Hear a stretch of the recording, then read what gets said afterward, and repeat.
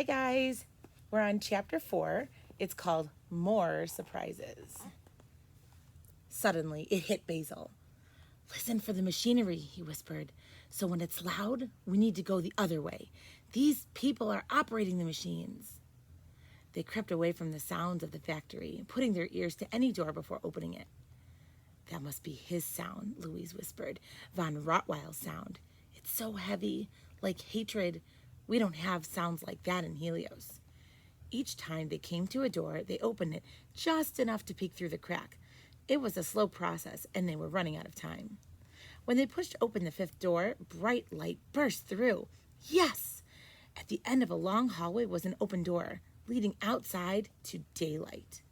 Quick, Louise whispered. We have to find Beatrice. We've got to get back to Helios. If anyone comes looking for us, they'll be ambushed by these maniacs.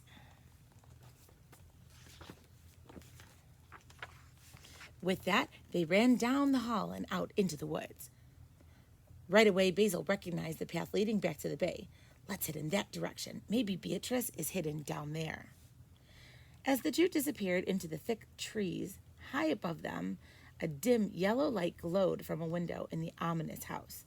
A tall, shadowy figure stood motionless, looking down. Behind him, a trapdoor opened. The prisoner has escaped, Herr Doctor, the oafish henchman growled. Ja, Dr. von Rottweil replied softly, just as I knew they would. She is a very smart little girl. But if they keep going that way, the puggish man grunted, they will find the flying creature. Ja, von Rottweil calmly replied. Make sure that they do. Everything depends on it. Meanwhile, Basil and Louise ran frantically. Where were they headed, and what would happen if von Rottweil discovered that Louise had escaped? They had to get as far away from that horrid place as they could.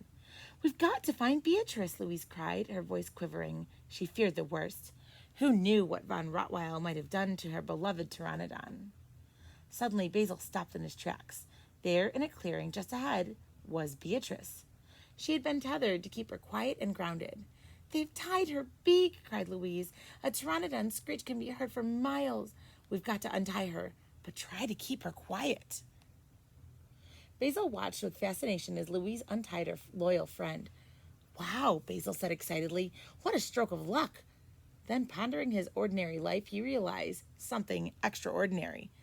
I've never been this lucky before. His happiness was interrupted by an ear-piercing screech. Shh, Bee, you have to be quiet. They'll find us, Louise said, untangling the rope. But when Beatrice spread her aching wings and stretched her legs, she continued her long, angry scream. A strange thought crossed Basil's mind, a thought that erased the broad smile on his face. Could it be that luck had nothing to do with finding Beatrice so quickly? Louise tried her best to calm her giant pet as Beatrice's high-pitched screech reached up into the atmosphere, carrying for miles. Surely von Rottweil and his people could hear it. Hurry, Louise, Basil cried.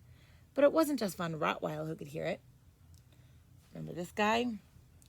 Hovering high above the clouds in a great airship, a familiar figure heard it too. Ah, there they are. The rotund figure peering over the stern was none other than Professor McGookin. Following the familiar screech, he dropped the airship below the protective clouds in search of the lost children. Louise was forbidden to leave Helios, but no doubt she and Basil had been off having so much fun they'd lost track of the time and had wandered off.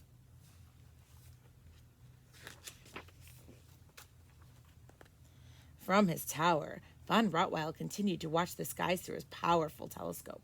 Spotting a large object floating down from the clouds, he brought it into focus. His eyes lit up with evil delight. McGookin, he exclaimed, we meet again, old friend. Then, turning to his assistant, he spoke in a calm but vicious voice. Release the drones. His brutish assistant quickly reached for a large lever nearby and began to pull. The grinding sound of heavy chains and gears rumbled from below. Slowly, a large metal door began to slide open. The methodical sound of machinery starting up inside grew louder and louder. Meanwhile, as the professor slowly descended, he tried to follow the sound of Beatrice's angry wail. Louise was successful in calming her pet, so Magookin pulled out his powerful telescope, hoping to spot the children before the sun set. Looking straight down at the ground, he saw nothing but trees. He slowly scanned from side to side, then up, as they might have already taken flight. Grum, boom, grum. Another noise filled the air. It was a low, threatening sound in a dark sound, not music, but like a nasty thunderstorm approaching from the distance. At first, swinging his telescope in the direction of the sound, the professor again saw only trees. Then something flashed, reflecting the sunlight.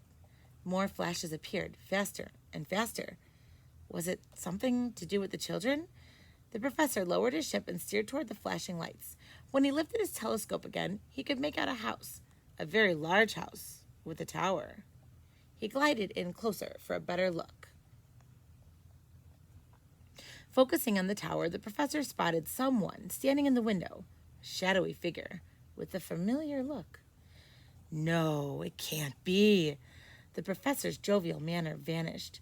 His eyes narrowed into a deadly, serious squint. Von Rottweil, he muttered. See, he says, Von Rottweil. Professor Magookin. Ooh, they are enemies.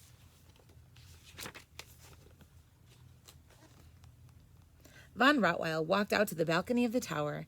He had the cold confidence of someone who had carefully calculated every move. A wry smile exposed the meticulously white teeth of a perfectionist. Ah, he said with pure hatred, so it's the professor who has come. This is even better than what I had planned. Prepare to fire the mini-poons, he ordered. Then, turning a poisonous glare at the vulnerable airship gliding closer, he cast his final blow. Time for retribution, my old friend, Von Rottweil hissed. By now, the airship was close enough for Professor Magookin to see what was reflecting the sunlight on the ground below. Surrounding the gigantic house were hundreds of mechanical soldiers. Clank, clank.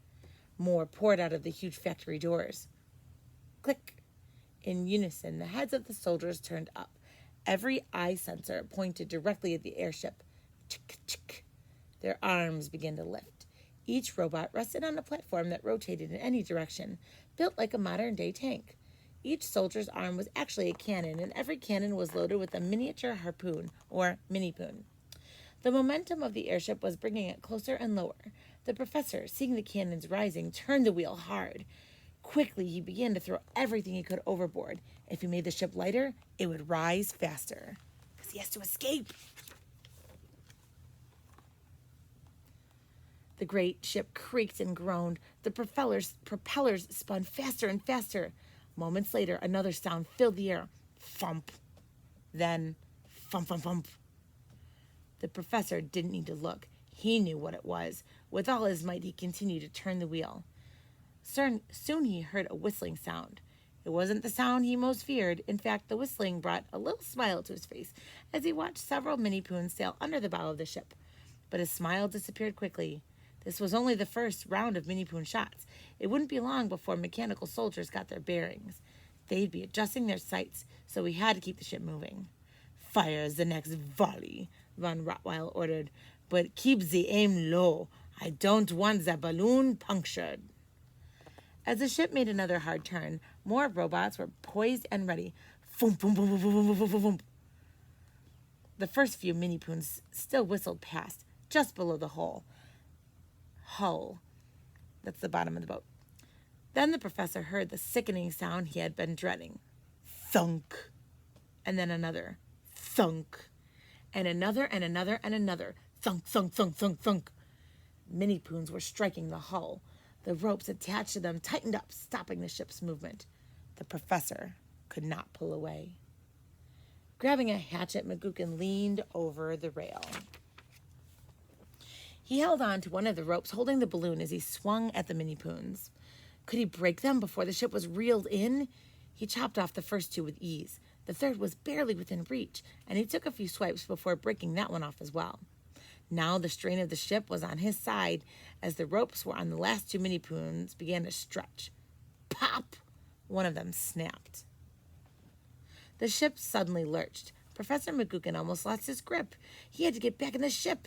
and this was quite an effort for a man of his size. The last rope was straining. Would it break? He had to be ready to maneuver again.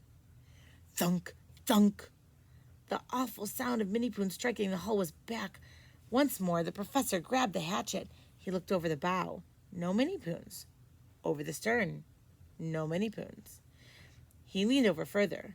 Minnie-Poons had struck directly below on the very bottom of the hull. They were completely out of the professor's reach. "Aha," Von Rottweil purred, congratulating himself. "The airship is as good as mine." His henchmen began to turn a huge wheel, and the Minnie-Poon ropes tightened. Slowly, the airship was being reeled to earth by robots. Carefully, so they didn't break the ropes or rip the hooks out of the hull. Von Rottweil was in no hurry. He had been waiting for this prize for years. Dun, dun, dun! And you're in suspense until tomorrow. See you later. Have a good day.